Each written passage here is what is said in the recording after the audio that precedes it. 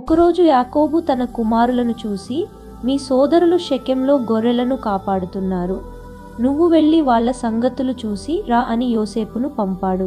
యోసేపు రంగురంగుల చొక్కాతో తండ్రి చెప్పినట్లుగా దూరంగా ఉన్న సోదరుల దగ్గరికి వెళ్ళాడు. అతను వస్తుండగానే సోదరులు దూరం నుంచే చూశారు.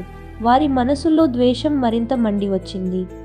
అతడే ఆ కలలు కనేవాడు కదా, వాడు వస్తున్నాడు, చంపి బావిలో వేయేద్దాం, ఇక అతని కలలు అతడు మాయమవుతారు అని కుట్ర పన్నారు.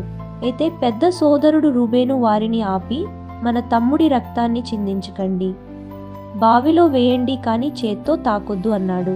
అతనికి ఉద్దేశ్యం తర్వాత యోసేపును రక్షించి తండ్రి దగ్గరకు పంపడం.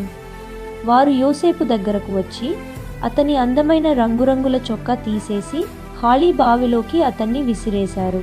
బావిలో నీరు లేదు, కేవలం చీకటి, నిశ్శబ్దం మాత్రమే. యోసేపు బావి లోపల వణికిపోయాడు.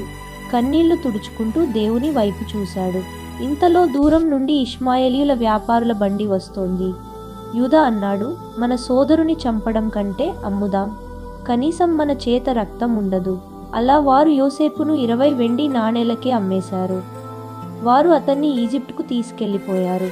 సోదరులు యోసేపు చొక్కాను మేక రక్తంలో ముంచి తండ్రి దగ్గరకు తీసుకెళ్లి, ఇది నీ కుమారుడి చొక్కా కదా అని చూపించారు.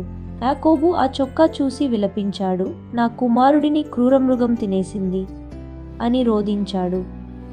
ఇంతలో దేవుడు యోసేపు జీవితాన్ని ఒక కొత్త మార్గం వైపు నడిపిస్తున్నాడు, ఈజిప్టు వైపు.